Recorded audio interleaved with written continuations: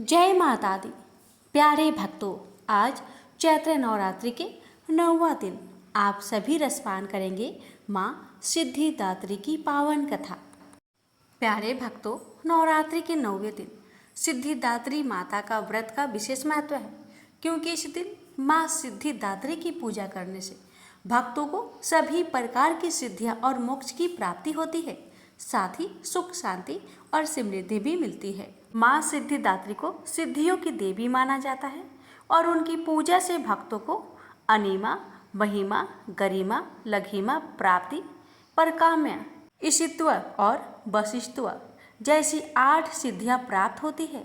माँ सिद्धिदात्री के व्रत करने और कथा सुनने से भक्तों की सभी मनोकामनाएं पूरी होती है और जीवन में यश, बल और धन की प्राप्ति होती है।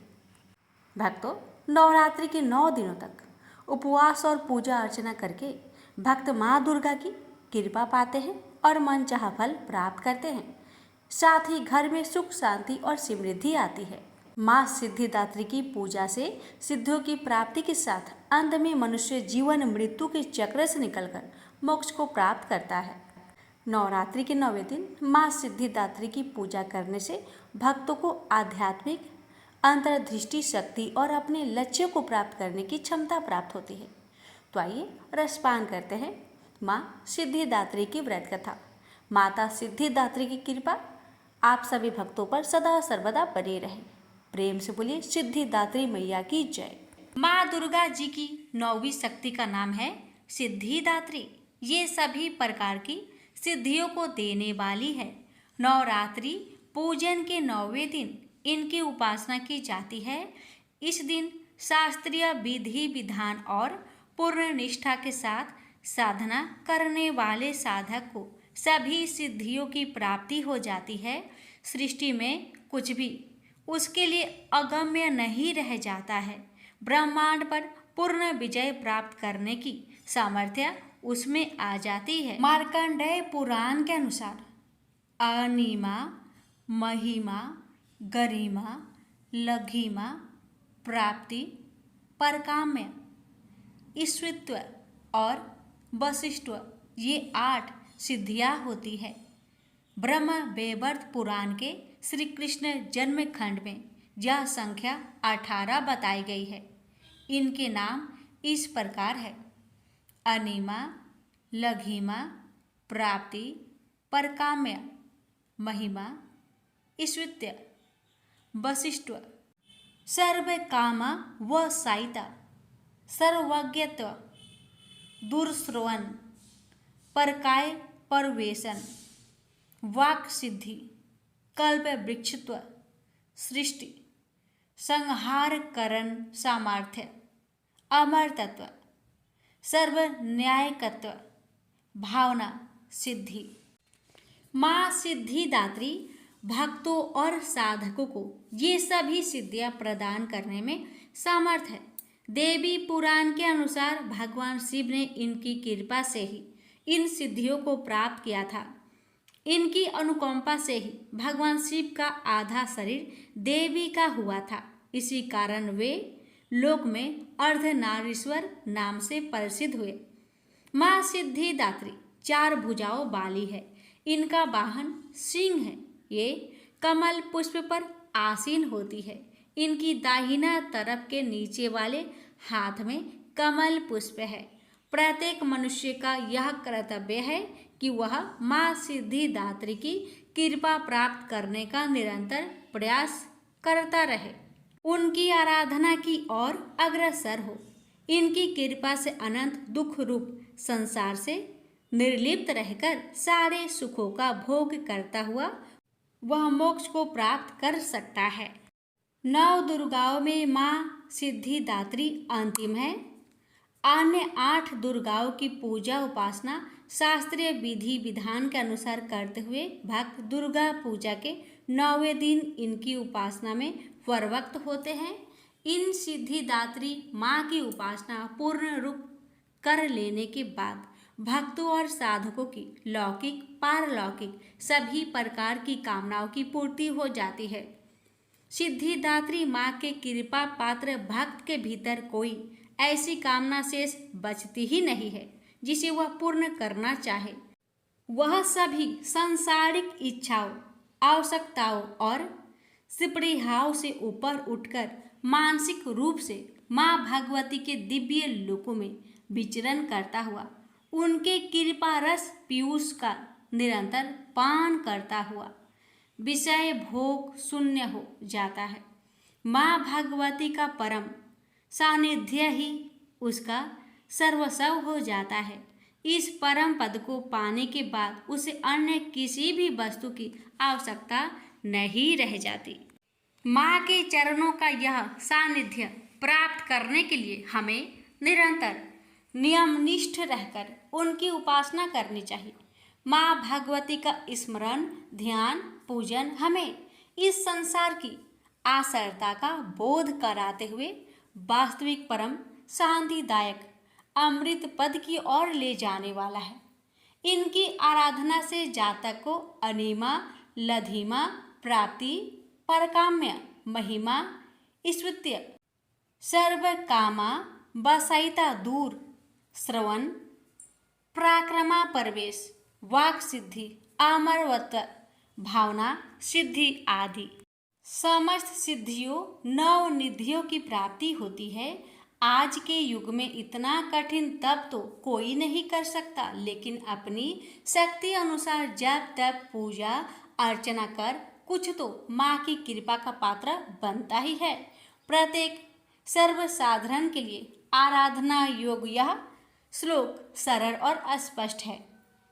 माँ जगदम्बे की भक्ति पाने के लिए इसे कंठ स्थल कर नवरात्रि में नवमी के दिन इनका जाप करना चाहिए। या देवी सर्वभूतेषु माँ सिद्धिदात्री रूपेण संस्थिता, नमस्तत्सै नमस्तत्सै नमस्तत्सै नमो नमः। अर्थ, हे माँ सर्वत्र विराजमान और माँ सिद्धिदात्री के रूप में प्रसिद्ध अम्बे, आपको मेरा बार बार प्रणाम है, या मैं आपको बारंबार प्रणाम करती हूँ। हे माँ मुझे अपनी कृपा का पात्र बनाइए। प्रेम से बोलिए माँ सिद्धिदात्री की जय। रसपान करिए माँ भगवती की व्रत कथा। ये कथा उस समय की है जब राक्षसों तथा वानरों का युद्ध चिरकाल तक चलता रहा। राम रावण युद्ध में रावण राम का सामना नहीं कर पा रहा था। वह रणभूमि में धरती पर घायल होकर लौटने लगा। काफी समय तक वह वहां अचेत पड़ा रहा। सचेत होने पर उसने अंबिका की आराधना की। रावण की आराधना से प्रसन्न होकर देवी उसके समक्ष प्रकट हुई और उसे अवशासन देते हुए बोली, हे पुत्र, तुम रुदन मत करो, भयभीत मत हो। मैं यहाँ पहुँच गई हूँ। यदि भगवान शिव भी आ जाए तो मैं उनसे भी युद्ध करूँगी। यह सुनकर रावण की प्रसन्नता की सीमा न रही। उसने विनम्र स्वर में देवी से कहा, आपसे अधिक कौन दयावान होगा। यह सुनकर वह रणभूमि में पहुंचा। उसने भयंकर गर्जना करके बाणों की वर्षा आरंभ कर दी। श्री राम रणभूमि में आगे बढ़े। वे हेमवती पार्वती को रावण के रथ पर विराजमान देखकर आश्चर्यचकित रह गए। उन्होंने अपना धनुष बाण त्याग दिया। देवी को माता समान समझकर उन्होंने उन्हें प्रणाम किया। तभी विभीषण से कहा, हे मित्र, रावण का नाश करने में एक बहुत बड़ी बाधा उपस्थित हो गई है। अब रावण का वध करने की शक्ति किसमें है? आज तो शिव की शक्ति भवानी स्वयं रावण की रक्षा के लिए पहुंच गई है। आप रावण के रथ की ओर देखिए। रावण भवानी की गोद की शोभा बढ़ा रहा है।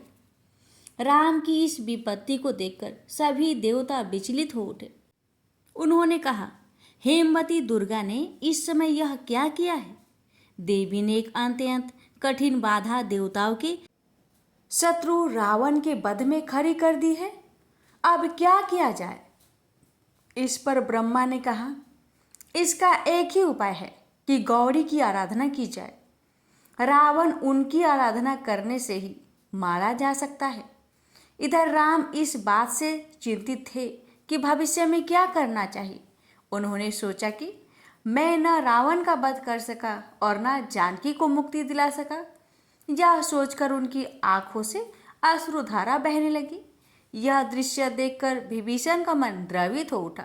उसने कहा, स्थिति मेरे नियंत्रण से बाहर हो गई है। संभवतः मैं इसमें कुछ नहीं कर सकता हूँ। राम, लक्ष्मण तथा समस्त सेना उद्गन हो उठे। सभी देवगण विचलित हो उठे। इंद्र ने ब्रह्मा से कहा, हम राम को विपत्ति में पड़े नहीं देख सकते, इसका कुछ उपाय तो ढूंढना ही पड़ेगा।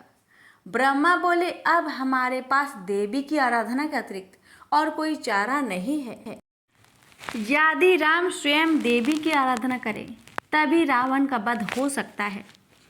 यह सुनकर इंद्र ने कहा, तुरंत जाकर राम को इसकी सूचना दीजिए। ब्रह्मा ने राम के पास जाकर भक्तिपूर्वक कहा, हे दयामयी राम, आप एक कार्य कीजिए जिससे आपको रावण का वध करने में सफलता मिलेगी। आप देवी की आराधना कीजिए, आपके संकट के बादल छट जाएंगे। राम ने कहा, आप मुझे देवी की आराधना की विधि बताइए।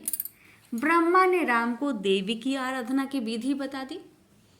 ब्रह्मा का परामर्श सुनकर राम बहुत प्रसन्न हुए। रात्रि के अंत में राम जागे, उन्होंने स्नान किया तथा देवी के कल्प का ब्रह्मा के परामर्श के अनुसार अनुष्ठान किया। देवी की आराधना करके उन्होंने उनकी स्तुति की। चंडी देवी की स्तुति करने के पश्चात राम ने एक उत्सव किया जिसमें सभी वानरगण जय घोष करते हुए, नित्य गान करते हुए देवी की आराधना करने लगे। राम ने स्वयं मृत्तिका की एक देवी प्रतिमा बनाई। उसकी उन्होंने आरती की ताकि रावण को रणभूमि में जीत सके। राम ने पूजा पद्धति के अनुसार देवी की पूजा की, परंतु देवी के बारे में उनके मन में एक संदेह हुआ। उन्होंने विभीषण से पूछा, देवी को प्रसन्न करने के लिए क्या कुछ करना चाहिए? ऐसा लगता है कि देवी अभी भी मुझसे प्रसन्न नहीं है। मुझे उनकी योजना का सब पता है। सीता की मुक्ति के लिए और कोई उपाय नहीं है। विभीषण ने कहा, भगवान, हमें अपनी मुक्ति के लिए कुछ और कार्य करना चाहिए। हमें देवी को प्रसन्न करने के लिए उन्हें 108 नील कमल भेंट करने चाहिए। वे नील कमल जो देवी को बहुत प्रिय है, उन्हें पाकर देवी अवश्य प्रसन्न हो जाएगी। विभीषण की बात सुनकर श्री राम बोले, नीलकमल कहाँ से मिल सकते हैं जो पुष्प देवताओं को भी उपलब्ध नहीं है? वे एक साधारण मानव कैसे प्राप्त कर सकता है? मेरे दुर्भाग्य के कारण सभी निमित्त कठिन होते जा रहे हैं। राम को इतना व्यथित देखकर हनुमान ने कहा, प्रभु आप चिंतित ना हो, संसार में जहाँ भी वे नीलकमल होंगे मैं उन्हें अभी जाकर ले आऊँगा। विभीषण ने कहा, वे नीलकमल देवी द में ही मिलते हैं, वहाँ पहुँचने में 10 वर्ष का समय लगता है। हनुमान ने कहा, आप चिंतित ना हो, मैं अभी जाकर नीलकमल ले आता हूँ। हनुमान को नीलकमल लाने के लिए भेजकर राम ने दुर्गा की स्तुति आरंभ कर दी। राम बहुत समय तक दुर्गा की स्तुति करते रहे। तब तक हनुमान भी 108 नीलकमल के पुष्प तोड़कर वापस लौट आए। राम नीलकमल पाकर बहुत प्रसन्न हुए। उन्होंने एकाग्र मन से शुद्ध मंत्र उच्चारण करते हुए देवी को नीलकमल अर्पित करना प्रारंभ कर दिए। प्रत्येक नीलकमल सहस्त्र दल वाला था। शिव की प्रेयसी देवी ने राम की भक्ति की परीक्षा लेने के लिए उनमें से एक नीलकमल चुरा लिया, अतः उनमें से एक फूल कम हो गया। राम यह देखकर आश्चर्यचकित हो गए। तब राम ने हनुमान से कहा, हनुमान ये कैसे हो गया? धर्म ग्रंथों के आधार पर मैंने 108 नीलकमल देवी को भेंट करने की प्रतिज्ञा की है, परंतु उनमें से अब एक नीलकमल कम है। यह तो बहुत बड़ी बाधा आ गई। आप पुनः जाकर एक और नीलकमल ले आओ। हनुमान ने कहा, यह नीलकमल 108 ही थे। देवी दह में और नीलकमल नहीं है। ऐसा लगता है कि देवी ने आपकी भक्ति की परीक्षा लेने के लिए एक नीलकमल को छिपा लिया हो। मैंने सभी फूलों को भली भांति गिना था, इसमें मेरा तनिक भी दोष नहीं है। अवश्य ही यह देवी तारिणी ने यह फूल चुरा लिया है। हनुमान की बात सुनकर राम हताश हो गए। उन्हें इस प्रकार हताश देखकर हनुमान ने कहा, प्रभु आप इतने निराश क्यों होते हैं? मैं आपके समस्त कार्य सिद्ध कर दूंगा। रावण का वध करके मैं माँ सीता को मुक्ति दिलाऊंगा। अचानक ही राम के मन में एक विचार कौंध गया। उन्होंने सोचा कि लोग मुझे कमल नयन कहते हैं, अतः आज मैं सबके सामने ही अपना संकल्प पूरा करूंगा। मैं अपना एक नेत्र देवी को भेंट कर दूंगा। यह सोचकर राम ने लक्ष्मण से कहा, लक्ष्मण तुम मेरी ओर क्या देख रहे हो? देवी दुर्गा मुझ पर प्रसन्न नहीं है। मैं अपना एक नेत्र देवी को भेंट करूंगा। इतना कहकर उन्होंने अपने तरकस से एक तीर निकाला और अपना एक नेत्र निकालने के लिए तैयार हो गए। उसी समय माँ भगवती प्रकट हुई और उन्होंने राम का हाथ पकड़ लिया और कहा, हे त्रिभुवन के स्वामी, आप यह क्या कर रहे हैं? आपका संकल्प पूरा हो चुका है। मुझे आपके नेत्र की आवश्यकता नहीं है। राम ने कहा, हे माँ, आपने मुझे संकट के समय अत्यंत पीड़ा दी है, जो एक माँ के लिए उचित नहीं है। आपने पुत्र के लिए माँ की ममता का सभी ग्रंथों में बखान किया है, परंतु आपका व्यवहार मेरे प्रति तो एक मछली तथा सर्पनी जैसा रहा है। जानकी को मुक्ति दिलाने के अपने प्रयत्नों में संकट में फंस गया हूँ, अतः आप रावण के विनाश के लिए मुझे परामर्श दे। अब तक आपने जो कुछ भी किया है ठीक ही किया है। अब आप मुझ पर अपनी कृपा दृष्टि डालिए। मुझे आप पर बहुत विश्वास है। अब आप मुझे निराश ना करें। राम के वचन सुनकर भगवती ने अपना क्रोध त्याग दिया। प्रसन्नचित्त से देवी भगवती मधुर वाणी में बोली, हे कृपा सिंधु, भगवान सुनिए। आप तो तीनों लोकों के स्वामी हैं। आपका वास्तविक रूप किसी को ज्ञात नहीं है। जानकी प्रकृति की अवतार है। भगवान शिव के भी आप आराध्य देव हैं। रावण में सीता को रोकने का किंचित मात्र भी बल नहीं है। सीता की मुक्ति के बहाने आपने समुद्र पर सेतु का निर्माण किया, जिससे राक्षस नाश को प्राप्त हुए। आप सोचिए, रावण आपका द्वारपाल था। वह एक ब्राह्मण के श्राप के कारण धरती पर उत्पन्न हुआ तथा आपको उसने शत्रु के रूप में प्राप्त किया। उसके वध के लिए ही आपने धरती पर अवतार लिया है। आपने दुर्गा की पूजा शिक्षा के लिए की है। अब मैं रावण को त्याग कर जा रही हूँ। अब आप उसका वध कर सकते हैं। इतना कहकर देवी विलुप्त हो गई। सभी बानर तथा भालू प्रसन्न होकर नाचने गाने लगे। श्री राम ने 10वें दिन की पूजा करने के पश्चात देवी की प्रतिमा को जल में प्रवाहित कर दिया। उसके पश्चात राम रणभूमि में गए और उन्होंने रावण का वध कर दिया। प्रेम से बोलिए माँ भगवती की जय। ज्वाला माता की कथा और उसके बाद सुनेंगे वैष्णो माता की कथा। प्यारे भक्तों, आप माता सती के बारे में तो जानते ही होंगे। माता सती प्रजापति दक्ष की पुत्री थी। माता सती ने अपने पिता प्रजापति दक्ष के विरुद्ध जाकर भगवान शिव से विवाह किया था। एक बार जब प्रजापति दक्ष ने एक विशाल योग का आयोजन किया था, तब प्रजापति दक्ष ने भगवान शिव और सती को छोड़ समस्त देवी देवताओं को निमंत्रित किया था।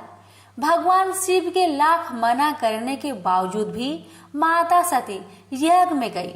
माता सती ने अपने पिता प्रजापति दक्ष से पूछा कि आपने मुझे और भोलेनाथ को यज्ञ में निमंत्रित क्यों नहीं किया।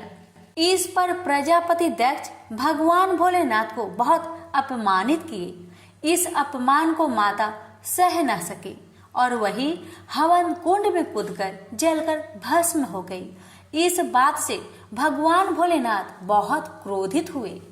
वो माता सती के शव को लेकर तांडव कर रहे थे।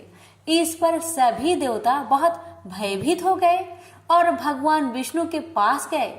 तब भगवान विष्णु ने अपने सुदर्शन चक्र से माता सती के शरीर के टुकड़े टुकड़े कर दिए। जिस जिस स्थान पर माता सती का अंग गिरा है वो शक्तिपीठ कहलाया। कुल 51 शक्तिपीठ है।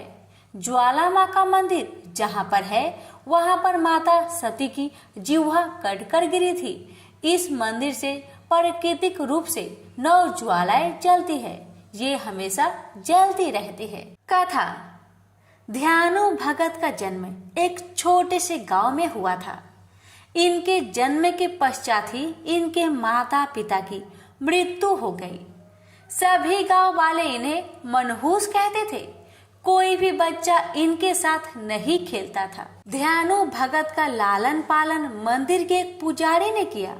एक दिन वह रोते रोते पुजारी के पास पहुंचे तो पुजारी ने कारण पूछा तो उन्होंने बताया कि सभी लोग उन्हें मनहूस कहते हैं। पुजारी ने कहा कि हे बेटा, इस संसार में जिसका कोई नहीं होता उसकी ये माता होती है, ये जगत जननी है। यह सुनकर ध्यानु भगत बहुत प्रेम से माता की पूजा तथा आरती करने लगे। एक दिन ध्यानु भगत पूजा कर ही रहे थे, तभी ज्वाला मां प्रकट हुई। उन्होंने ध्यानु भगत को अपनी गोद में बैठा लिया और कहा कि ध्यानु, आज के बाद तुम सभी के दुखों को नष्ट करोगे। कोई भी मनुष्य तुम्हारे पास दुखी मन से आए तो एक बड़ा प्रेम से भरा जयकारा लगाना, उसका दुख दूर हो जाएगा। ध्यानु भगत ऐसा ही करते। जो भी अपना दुख ध्यानु के पास लेकर आता वह उनके पास से खुशी खुशी जाता था। धीरे धीरे ध्यानु काफी प्रसिद्ध हो गए। एक बार ध्यानु भगत गांव वालों के साथ ज्वाला माता के धाम जा रहे थे कि रास्ते में अकबर के सैनिकों ने ध्यानु को रोक लिया और पूछा कि कहाँ जा रहे हो। तो ध्यानु ने कहा कि हम सभी ज्वाला माता के दर्शन को जा रहे हैं। अकबर ने कहा कि हम भी ज्वाला माता का चमत्कार देखना चाहते हैं। हम तुम्हारे घोड़े की गर्दन को कटवा देंगे।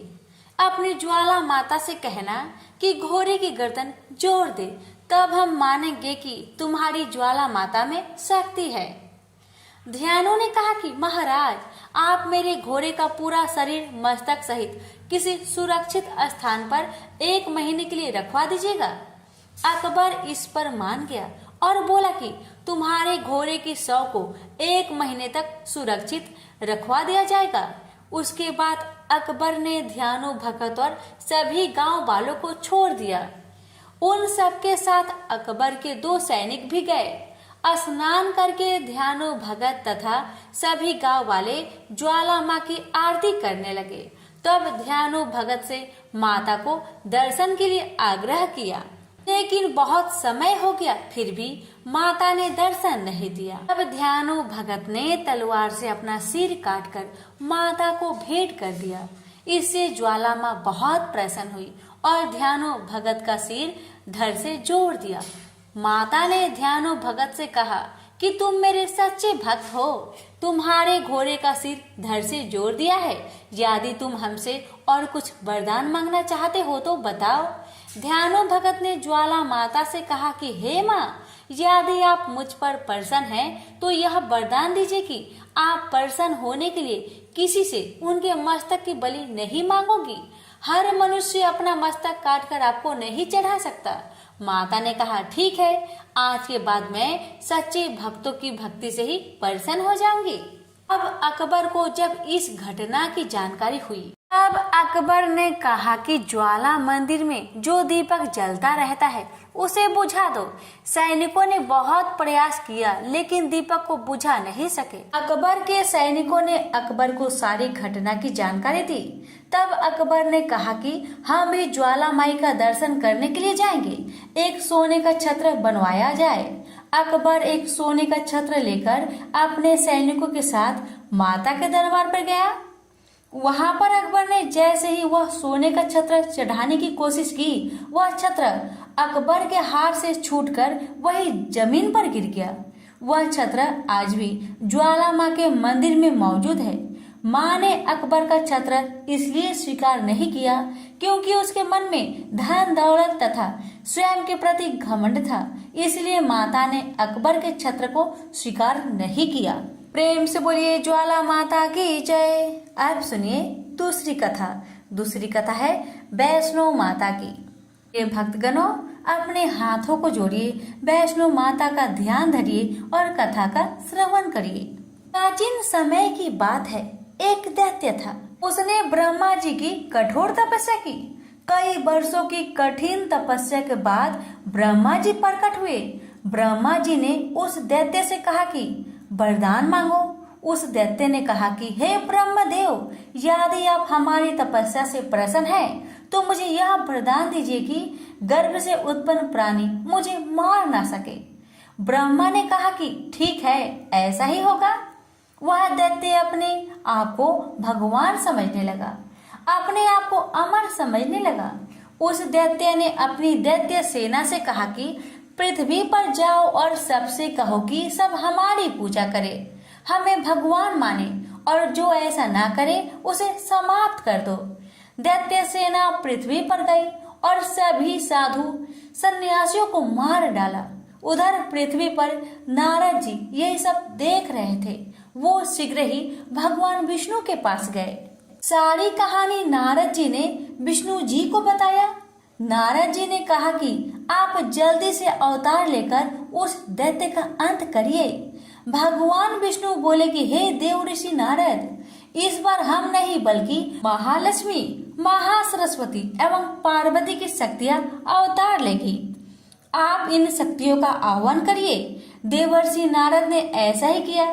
तीनों देवियों के तेज पुंज से एक महाशक्ति प्रकट हुई। नारद जी के कहने पर वह शक्ति भगवान विष्णु के पास गई। विष्णु जी ने कहा कि हे देवी, दैत्य का अत्याचार पृथ्वी पर बहुत बढ़ गया है, आप शीघ्र ही उस दैत्य का अंत करिए। विष्णु जी की आज्ञा पाकर माँ शेरों वाली ने उस दैत्य का संहार किया। इसके बाद वह वापस भगवान विष्णु के पास गई और बोली कि हे प्रभु, हमारा उद्देश्य पूरा हुआ, अब आप मुझे अपने अंदर समाहित कर लीजिए। भगवान विष्णु बोले कि नहीं देवी, आप मुझ में नहीं समा सकती, आपको धर्म का प्रचार करना है। आप राजा रत्नाकर की यहाँ पुत्री के रूप में जन्म लीजिए, मैं आपको वहाँ जल्दी मिलूंगा। राजा रत्नाकर के यहाँ माता ने जन्म लिया। पूरे राज्य में खुशी का माहौल था। राजा रत्नाकर ने अपनी पुत्री का नाम त्रिकूटा रखा। त्रिकूटा बचपन से ही भगवान विष्णु की बहुत बड़ी भक्त थी। वह सुबह शाम दिन रात केवल भगवान विष्णु की ही पूजा करती थी। नारद जी ने त्रिकूटा से कहा कि भगवान विष्णु ने राम के रूप में राजा दशरथ के यहाँ जन्म लिया है। वह अपनी पत्नी सीता माता के साथ 14 वर्ष के लिए वनवास के लिए निकले हैं। त्रिकूटा को जब यह बात पता चली तो उसने अपना राजपाट सुख ऐश्वर्य त्याग कर दिया और अकेले जंगल में कुटिया में रहकर भगवान राम की तपस्या करने लगी। पार्वती जी ने भगवान राम की परीक्षा लेने की सोची। वह राम के सामने माता सीता का रूप रखकर आई, लेकिन राम ने माता पार्वती को पहचान लिया। राम ने पार्वती के सामने हाथ जोड़ लिया। राम ने लक्ष्मण से कहा, हे लक्ष्मण, माता पार्वती आई है, इन्हें प्रणाम करो। माता पार्वती अपने असली रूप में आ गई। पार्वती जी ने भगवान राम से कहा कि त्रिकूटा आपकी तपस्या कर रही है, आप उसे शीघ्र ही दर्शन दीजिए। भगवान राम ने कहा कि जो आज्ञा माता, मैं त्रिकूटा को दर्शन अवश्य दूंगा। राम हनुमान के साथ त्रिकूटा के पास गए। त्रिकूटा ने भगवान राम से कहा कि हे राम, मैं आपको पति के रूप में पाना चाहती हूँ। राम ने त्रिकूटा से कहा कि देवी, इस जन्म में मैं तो किसी का हो चुका हूँ, इस जन्म में ऐसा संभव नहीं है। भगवान राम ने कहा कि लंका से लौटते समय मैं आपके पास जरूर आऊंगा। यदि आपने मुझे पहचान लिया तो मैं आपकी इच्छा अवश्य पूरी करूंगा, तब तक आप मेरी प्रतीक्षा करना। त्रिकूटा ने कहा ठीक है भगवान, मैं आपकी प्रतीक्षा करूंगी। यह कहकर भगवान राम वहां से चले गए। जब भगवान राम रावण का वध करके अपनी पुष्पक विमान से लौट रहे थे कि अचानक रास्ते में ही राम का विमान रुक गया। माता सीता ने भगवान राम से कहा कि ऐसी कौन सी शक्ति है जिसने आपके विमान को रोक दिया। राम ने सीता से कहा कि ये भक्ति की शक्ति है, मैंने अपने एक भक्त को दर्शन देने का वचन दिया है। यह कहकर राम हनुमान के साथ वेश बदलकर त्रिकूटा के पास गए, लेकिन त्रिकूटा उस भेष में भगवान राम को नहीं पहचान पाई, इसलिए त्रिकूटा भगवान राम की प्रतीक्षा में फेल हो गई। त्रिकूटा ने राम से कहा कि मैं आपके बिना कैसे जीऊंगी। राम ने कहा कि हे देवी, तुम्हारा अवतार धर्म की रक्षा तथा पापियों का संहार करने के लिए हुआ है। मैं कलयुग में कल्कि अवतार लूंगा, फिर मैं तुम्हारी इच्छा अवश्य पूरी करूंगा।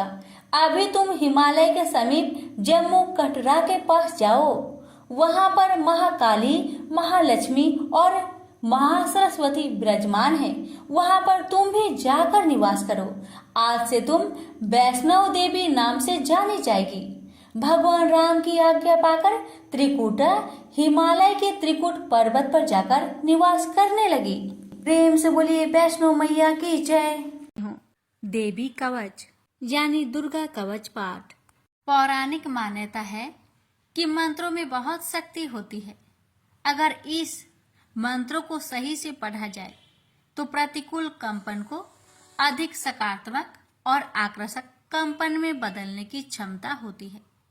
अगर आप अपने चारों ओर फैली नकारात्मकता से परेशान हैं और आपको कोई रास्ता नहीं दिखाई पड़ रहा, तो आपको दुर्गा कवच का पाठ करना चाहिए। ऐसा कहा जाता है कि वह व्यक्ति जो ईमानदारी से भक्ति और सही उच्चारण के साथ नियमित रूप से दुर्गा कवच को पढ़ता या सुनता है, वह सभी बुराइयों से संरक्षित रहता है। 18 प्रमुख पुराणों में से एक मार्कंडेय पुराण के अंदर दुर्गा कवच, देवी कवच के श्लोकों का उल्लेख है। दुर्गा कवच दुर्गा सप्तशती का एक आदित्य स्रोत है। दुर्गा कवच को भगवान ब्रह्मा ने ऋषि मार्कंडेय को सुनाया और इसमें 47 श्लोक शामिल हैं। इसके बाद 9 श्लोकों में फल श्रुति लिखित है। फल श्रुति का अर्थ होता है कि मंत्रों को सुनने या पढ़ने से क्या फल प्राप्त होता है। दुर्गा कवच का महत्व। दुर्गा कवच में भगवान ब्रह्मा जी ने देवी पार्वती माँ की 9 अलग अलग देवीय रूपों के बारे में बताया है। भगवान ब्रह्मा हर किसी को देवी कवच को पढ़ने या सुनने के लिए देवी माँ का आशीर्वाद मांगने के लिए अनुरोध करते हैं। जो भी इस कवच का नित्य पाठ करता या सुनता है, वह माँ दुर्गा से विशेष आशीर्वाद प्राप्त करता है। नकारात्मकता को खत्म करने के लिए एक शक्तिशाली मंत्रों का संग्रह देवी कवच के रूप में विद्यमान है। यह जातक को किसी भी बुरी आत्माओं से बचाने के लिए एक कवच के लिए रूप में कार्य करता है। भक्तों, अब जानते हैं दुर्गा कवच का पाठ कैसे करें। दुर्गा कवच का पाठ दुर्गा सप्तशती के आरंभ में और दुर्गा सप्तशती पाठ के बाद में करना चाहिए। दुर्गा कवच का पाठ करने से पहले स्नान करके स्वच्छ वस्त्र धारण कर ले। इसके बाद माँ का ध्यान करें और घी का दीप जलाएं। दुर्गा कवच का पाठ शुरू करने से पहले अपने मन से सभी दुर्भावनाओं को दूर कर दे और सिर्फ माँ की भक्ति के बारे में विचार करें। माँ को पुष्प अर्पित करने के बाद फल, मिष्ठान का भोग लगाए और दुर्गा कवच का पाठ शुरू करें। दुर्गा कवच का पाठ करने के लाभ।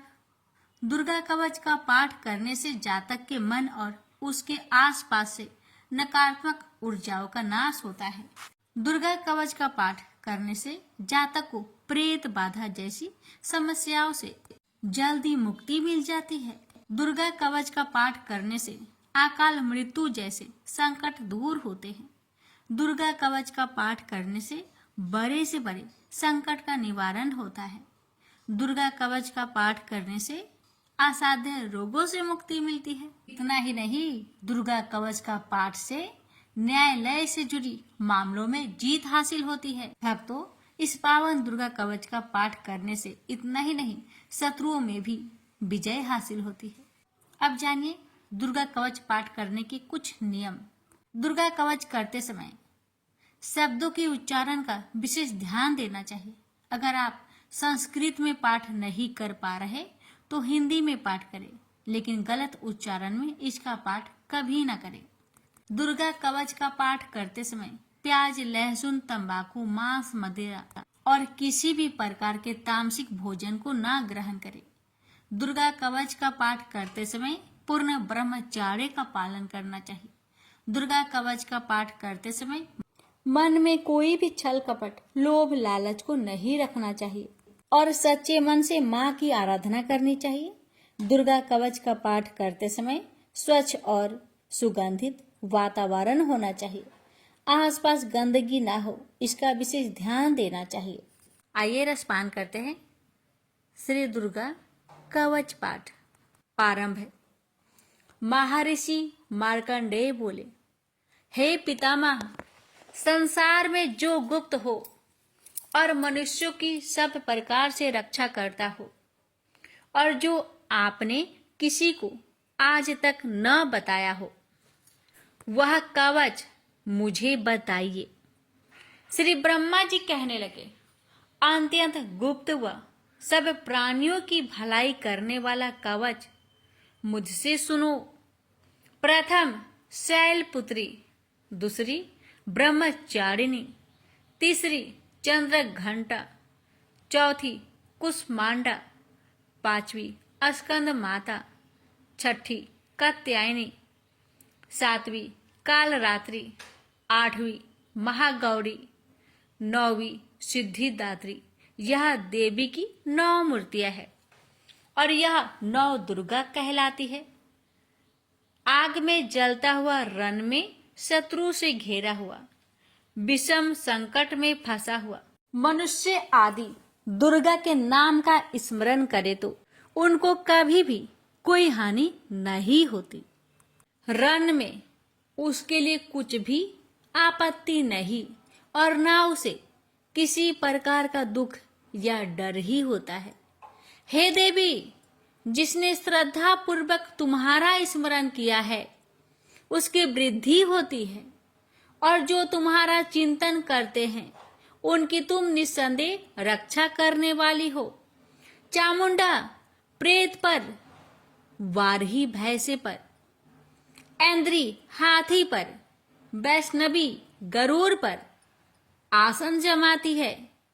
हे महेश्वरी, बैल पर, कौमारी मोर पर और हाथ में कमल लिए हुए विष्णु प्रिया लक्ष्मी जी की कमल के आसन पर विराजती है। बैल पर बैठी हुई ईश्वरी देवी ने श्वेत रूप धारण कर रखा है और ब्रह्मी देवी हंस पर बैठती है और सब प्रकार के आभूषणों से विभूषित है। इस प्रकार यह सब माताएं सब प्रकार के योग शक्तियों से युक्त और अनेक प्रकार के रत्न धारण किए हुए हैं। भक्तों की रक्षा के लिए संपूर्ण देवियां रथ में बैठी तथा क्रोध में भरी हुई दिखाई देती है और ये शंख, चक्र, गदा, शक्ति, हल और मूसल, खेटक और तोमर, परशु तथा पास, कुंती और त्रिशूल एवं उत्तम सारंग, धनुष आदि शास्त्रों को दैत्य के नाश के लिए और भक्तों की रक्षा के लिए है और देवताओं के कल्याण के लिए धारण किए हैं। हे महारुद्रे, अत्यंत घोर पराक्रम, महान बल और महान उत्साह वाली देवी, तुमको मैं नमस्कार करता हूँ। हे देवी, तुम्हारा दर्शन दुर्लभ है तथा आप शत्रुओं के भय को बढ़ाने वाली है। हे जगदम्बिके, मेरी रक्षा करो। पूर्व दिशा में ऐन्द्री मेरी रक्षा करे, अग्निकोण में अग्नि शक्ति, दक्षिण में वाराही देवी, नेतृत्व कोण में खड़क धारिणी देवी मेरी रक्षा करे। बारूनी पश्चिम दिशा में, वायु कोण में मृग वाहिनी, उत्तर में कौमारी और ईशान में शूलधारिणी देवी मेरी रक्षा करे।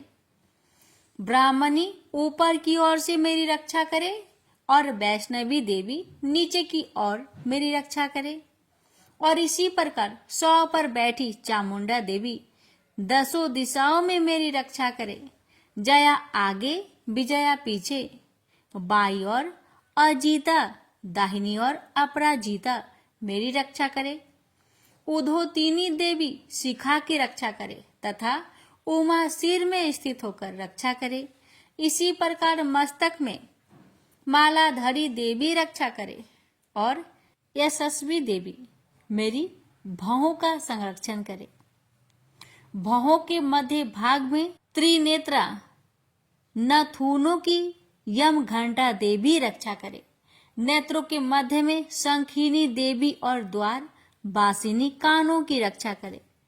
कपोलों की कालिका देवी और कानों के मूल भाग की भगवती साकरी रक्षा करे। सुगंधा नासिका में और चर्चिका ऊपर की होठ में और अमृत कला नीचे की होठ की सरस्वती देवी जीभ की रक्षा करे। कौमारी देवी दांतों की और चंडिका कंठ परिवेश की रक्षा करे। चित्र घंटा गले की घंटी की और महामाया तालू की रक्षा करे। कामाक्षी ठोड़ी की सर्वमंगला बानी की रक्षा करे। भद्रकाली गर्दन की और धनुर्धरी पीठ के मेरुदंड की रक्षा करे। कंठ के बाहरी भाग की नीलग्रीवा और कंठ की नली की नल कुबरी रक्षा करे। दोनों कानों की खाडिंगिनी और वज्रधारिणी मेरी दोनों बाहों की रक्षा करे। दंडिनी दोनों हाथों की और अंबिका देवी समस्त उंगलियों की रक्षा करे। सुलेश्वरी देवी संपूर्ण नखों की, कुलेश्वरी देवी पेट की रक्षा करे। महादेवी दोनों स्तनों की, शोक विनाशिनी मन की रक्षा करे। ललिता देवी हृदय की, शूलधारिणी उदर की रक्षा करे। कामिनी नाभि की, गुहोश्वरी गुहा स्थान की, पुतना और कामिका लिंग की और महिषावाहिनी गुदा की रक्षा करे। भगवती खटी भाग में और विंध्यावासिनी घुटनों की रक्षा करे। संपूर्ण इच्छाओं को पूर्ण करने वाली महाबला देवी दोनों पिंडलियों की रक्षा करे। नरसिंही दोनों टकुनों की और तेजसी देवी दोनों पावों के पृष्ठ भाग की, श्रीधरी पावों की अंगुलियों की तथा बासिनी पैर की तलुओं की। दंष्ट्रा करालिनी देवी नखों की, ऊर्ध केशविनी केशों की, बागेश्वरी त्वचा की रक्षा करे। रोमा बलियों के क्षेत्रों की, कौबेरी और त्वचा की बागेश्वरी देवी रक्षा करे। पार्वती देवी रक्त, मज्जा, बसा, मांस, हड्डी की रक्षा करे। कालरात्रि आंतों की रक्षा करे। मुकुटेश्वरी देवी पित्त की, पद्मावती कमल कोश की, चूड़ामणि कफ की रक्षा करे। ज्वालामुखी नसों के जल की रक्षा करे। अभेदा देवी शरीर के सब जोड़ों की रक्षा करे। ब्राह्मणी मेरे वीर्य की, क्षत्रेश्वरी छाया की और धर्म धारिणी मेरे अहंकार मन तथा बुद्धि की रक्षा करे। प्राण अपान समान उदान और व्यान की वज्रहस्ता देवी रक्षा करे। कल्याण शोभना मेरे प्राण की रक्षा करे। रस रूप गंध शब्द और स्पर्श इन विषयों का अनुभव करते समय योगिनी देवी मेरी रक्षा करे तथा मेरे सत्वगुण रजोगुण तमोगुण की रक्षा नारायणी देवी करे। आयु की रक्षा बाराही देवी करे। वैष्णवी धर्म की तथा चक्रिनी देवी मेरी यश कृति लक्ष्मी धन विद्या की रक्षा करे। इंद्राणी मेरे शरीर की रक्षा करे और हे चंडिके आप मेरे पशुओं की रक्षा करें। महालक्ष्मी मेरे पुत्रों की रक्षा करे और भैरवी मेरी पत्नी की रक्षा करे। मेरे पथ की सुपथा तथा मार्ग की क्षमा करी देवी रक्षा करे। राजा के दरबार में महालक्ष्मी तथा सब और व्याप्त रहने वाली विजया देवी चारों ओर से मेरी रक्षा करे। जो स्थान रक्षा से रहित हो और कवच में रच गया हो उसका पापों का नाश करने वाली जयंती देवी रक्षा करे। अपना शुभ चाहने वाले मनुष्य को बिना कवच के एक पग भी कहीं न जाना चाहिए, क्योंकि कवच रखने वाला मनुष्य जहां भी जाता है वहां उसे अवश्य धन लाभ होता है तथा विजय प्राप्त करता है। अभीष्ट वस्तु की इच्छा करता है वह उसको इस कवच के प्रभाव से अवश्य मिलती है और वह इसी संसार में महा ऐश्वर्य को प्राप्त होता है। कवचधारी मनुष्य निर्भय होता है और वह तीनों लोकों में माननीय होता है। देवी का यह कवच देवताओं के लिए भी कठिन है, जो नित्य प्रति नियम पूर्वक तीनों संध्याओं को श्रद्धा के साथ इनका पठन पाठन करता है, उसे देव शक्ति प्राप्त होती है। वह तीनों लोकों को जीत सकता है तथा अकाल मृत्यु से रहित होकर 100 वर्ष तक जीवित रहता है। उसकी लुता, चर्म रोग, विस्फोट आदि समस्त व्याधियां समूल नष्ट हो जाती है। वह अस्थावर, जंगम तथा कृत्रिम विष दूर होकर उनका कोई असर नहीं होता है तथा समस्त अभिचारक प्रयोग और इस तरह के जितने मंत्र तंत्र इत्यादि होते हैं इस कवच के हृदय में धारण कर लेने पर नष्ट हो जाते हैं। इसके अतिरिक्त पृथ्वी पर विचरने वाला भूचर, नभचर, जलचर प्राणी, उपदेश मात्र से सिद्ध होने वाले निम्न कोटि के देवता, जन्म के साथ प्रकट होने वाले देवता, कुल देवता, कंठमाल आदि डाकिनी शाकिनी, अंतरिक्ष में विचरने वाली अत्यंत बलवती भयानक डाकिनियां, गृह भूत, यक्ष, गंधर्व, राक्षस, ब्रह्म राक्षस, बैताल, कुष्मांड और भैरव आदि अनिष्ट कारक देवता भी उस मनुष्य को जिसने की अपने हृदय में यह कवच धारण किया हुआ देखते ही भाग जाते हैं। इस कारण कवच के धारण करने से मान और तेज बढ़ता है। जो मनुष्य इस कवच का पाठ करके उसके पश्चात सप्तशती चंडी का पाठ करता है उसका यश जगत में विख्यात होता है। और जब तक वन पर्वत और कना आदि इस भूमंडल पर स्थित है तब तक यह पुत्र पौत्र आदि संतान परंपरा बनी रहती है। फिर देहांत होने पर ऐसा मनुष्य परम पद को प्राप्त होता है जो देवताओं के लिए भी कठिन है और अंत में सुंदर रूप को धारण करके भगवान शंकर के साथ आनंद करता हुआ परम मोक्ष को प्राप्त होता है। प्रेम से बोलिए जय माता दी। माता, इस दुर्गा कवच पाठ करने में हमसे अगर कोई गलती हुई हो उसे क्षमा करे। जय माता, कथा कहने वाले पर, सुनने वाले पर अपनी कृपा बनाए रखे। जय माता दी। अब भक्तों रसपान करेंगे अर्थ और गला स्रोतम।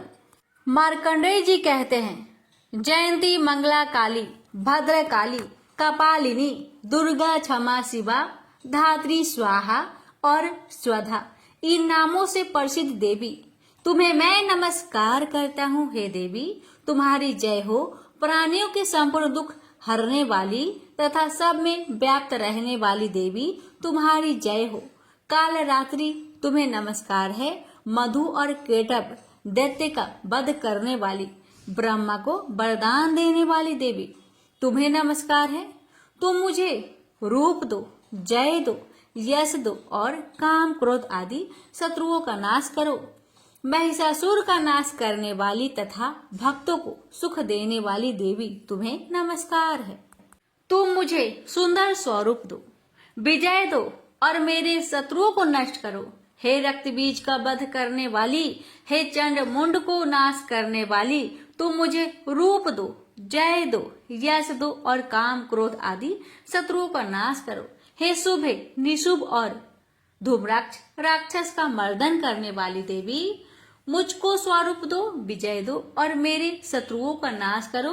हे पूजित चरण युगल वाली देवी, हे संपूर्ण सौभाग्य प्रदान करने वाली देवी, तुम रूप दो, जय दो, यश दो और काम क्रोध आदि शत्रुओं का नाश करो। हे देवी, तुम्हारे रूप और चरित्र अमित है। तुम सब शत्रुओं का नाश करने वाली हो। मुझे रूप, जय, यश दो और काम, क्रोध आदि शत्रुओं का नाश करो। पाप को दूर करने वाली चंडिके, इस संसार में जो भक्ति से तुम्हारा पूजन करते हैं उनको तुम रूप तथा विजय और यश दो तथा उनके शत्रुओं का नाश करो। रोगों का नाश करने वाली चंडिके, जो भक्ति पूर्वक तुम्हारी पूजा करते हैं उन्हें रूप दो, यश दो और उनके काम, क्रोध आदि शत्रुओं का नाश करो। हे चंडिके, इस संसार में जो भक्ति से तुम्हारी पूजा करते हैं उनको तुम विजय और यश दो तथा उनके शत्रुओं का नाश करो। हे देवी, मुझे सौभाग्य दो और आरोग्य दो, परम सुख दो, रूप दो, जय दो, यश दो और मेरे काम, क्रोध आदि शत्रुओं का नाश करो। हे देवी, जो मुझसे वैर रखते हैं उनका नाश करो और मुझे अधिक बल प्रदान कर रूप, जय, यश दो और मेरे शत्रुओं का संहार करो। हे देवी, मेरा कल्याण करो और मुझे उत्तम संपत्ति प्रदान करो। रूप, जय, यश दो और काम, क्रोध आदि शत्रुओं का नाश करो। हे देवता तथा राक्षसों के मुकुट रत्नों से स्पर्श किए हुए चरणों वाली देवी, हे अंबिके, मुझे रूप दो, विजय तथा यश दो और मेरे शत्रुओं का नाश करो। और हे देवी, अपने भक्तों को विद्वान, कीर्तिवान और लक्ष्मीवान बनाओ और उन्हें रूप दो, उन्हें जय दो और उनके शत्रुओं का नाश करो। हे प्रचंड दैत्यों के अभिमान का नाश करने वाली चंडिके, मुझे शरणागत को रूप दो, विजय दो, यश दो और मेरे शत्रुओं का नाश करो। हे चार भुजाओं वाली, हे ब्रह्मा द्वारा प्रशंसित परमेश्वरी, आप मुझे रूप दो, जय दो, यश दो और मेरे शत्रुओं को नष्ट करो। निरंतर भक्ति से भगवान विष्णु से सदा स्तुति की हुई हे अंबिके, रूप, यश, जय दो और मेरे शत्रुओं को नष्ट करो। हिमाचल कन्या पार्वती के भगवान शंकर से स्तुति की हुई है परमेश्वरी, मुझे रूप, जय, यश दो और मेरे शत्रुओं का नाश करो। इंद्राणी के पति इंद्र के द्वारा सद्भाव से पूजित होने वाली परमेश्वरी, मुझे तुम रूप दो, जय दो, यश दो और काम, क्रोध आदि शत्रुओं को नष्ट करो। प्रचंड भुजदंड से दैत्यों के घमंडों को नष्ट करने वाली, मुझे रूप दो, जय दो, यश दो और मेरे शत्रुओं का नाश करो। हे देवी, तुम अपने भक्तों को सदा असीम आनंद देती हो। मुझे रूप, जय, यश दो और मेरे काम, क्रोध आदि शत्रुओं को नष्ट करो। देवी, मेरी इच्छा अनुसार चलने वाली सुंदर स्त्री मुझे प्रदान करो कि संसार सागर से तरने वाली तथा उत्तम कुल में उत्पन्न हुई हो। जो मनुष्य पहले इस स्रोतम का पाठ करता है और फिर सप्तशती रूपी महास्रोत का पाठ करता है, वह सप्तशती की जप संख्या से मिलने वाले श्रेष्ठ फल को प्राप्त होता है और उसके साथ ही उसे प्रचुर धन भी प्राप्त होता है। प्रेम से बोलिए जय माता दी। भक्तों, रसपान करे अर्थ किलक स्रोतम। महर्षि मार्कंडेय बोले, निर्मल ज्ञान रूपी शरीर धारण करने वाली, देवत्रय रूप दिव्य तीन नेत्र वाली, जो कल्याण प्राप्ति के हेतु है तथा अपने मस्तक पर अध्र चंद्र धारण करने वाली है, उन भगवान शंकर को नमस्कार है। जो मनुष्य अभिकीलक मंत्रों को जानता है वही पुरुष कल्याण को प्राप्त करता है। जो अन्य मंत्रों को जाप कर केवल सप्तशती स्रोत से ही देवी की स्तुति करता है, उसको इससे ही देवी की सिद्धि हो जाती है। उन्हें अपने कार्य की सिद्धि के लिए दूसरे की साधना करने की आवश्यकता नहीं रहती। बिना जप के ही उनके उच्चाटन आदि सिद्ध हो जाते हैं। लोगों के मन में शंका थी कि केवल सप्तशती की उपासना से अथवा सप्तशती को छोड़कर अन्य मंत्रों की उपासना से भी समान रूप से सब कार्य सिद्ध हो जाते हैं, तब इनमें कौन सा श्रेष्ठ साधन है। लोगों की इस शंका को ध्यान में रखकर भगवान शंकर ने अपने पास आए हुए जिज्ञासुओं को समझाया कि यह सप्तशती नामक संपूर्ण स्रोत ही कल्याण कर देने वाला है।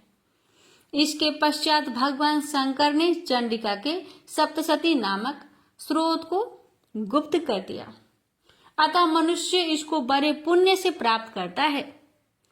जो मनुष्य कृष्ण पक्ष की 14 अथवा अष्टमी को एकाग्रचित होकर देवी को अपना सर्वस्व समर्पित कर देता है और फिर उसे प्रसाद रूप से ग्रहण करता है, उस पर दुर्गा प्रसन्न होती है, अन्यथा नहीं होती।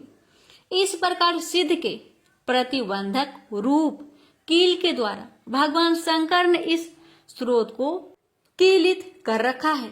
जो पुरुष इस सप्तशती को निष्कीलन करके नित्य पाठ करता है वह सिद्ध हो जाता है, वही देवों का पार्षद होता है और वह गंधर्व होता है।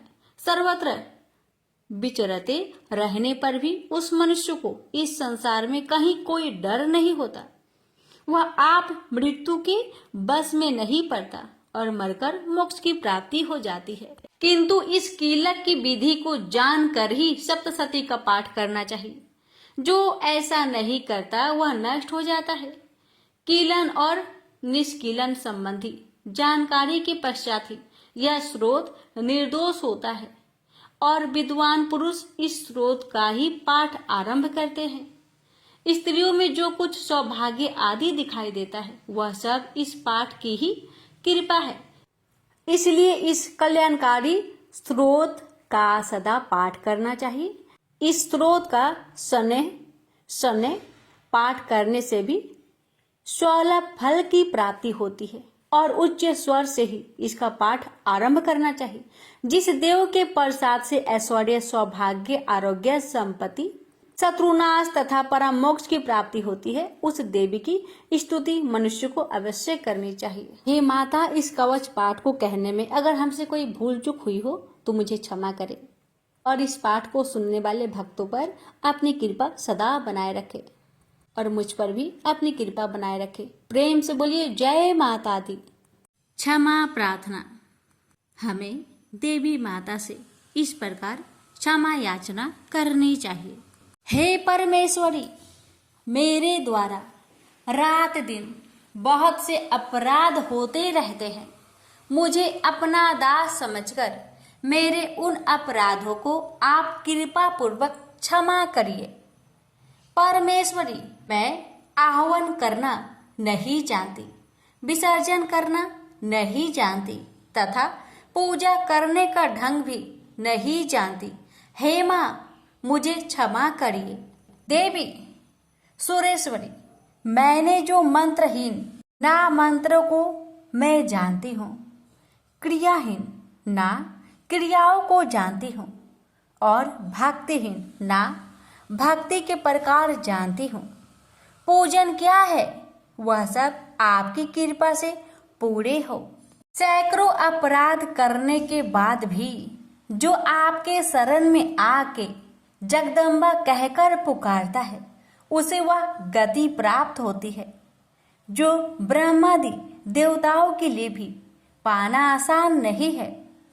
जगदम्बिके, मैं अपराधी हूँ किंतु आपकी शरण में आया हूँ। इस समय दया का पात्र हूँ, आप जैसा चाहे वैसा करे। हे देवी परमेश्वरी, अज्ञान बस भूल से या बुद्धि भ्रष्ट होने के कारण मैंने जो भी न्यूनता या अधिकता कर दी हो वह सब क्षमा करें और प्रसन्न होइए। सच्चिदानंद स्वरूपा परमेश्वरी, जगत माता कामेश्वरी, आप प्रेम पूर्वक मेरी यह पूजा स्वीकार करें और मुझ पर प्रसन्न रहे। देवी सुरेश्वरी, आप गोपनीय से भी गोपनीय वस्तु की रक्षा करने वाली हैं। मेरी निवेदन किए हुए इस जप को ग्रहण करिए। आपकी कृपा से मुझे सिद्धि प्राप्त हो। इस प्रकार क्षमा प्रार्थना मंत्र के पाठ से दुर्गा माता आपके जाने अनजाने में हुए सारे अपराधों को क्षमा करेंगी और उनकी कृपा सदैव आपके ऊपर बनी रहेगी। तो प्रेम से बोलिए जगदम्बा माता की जय।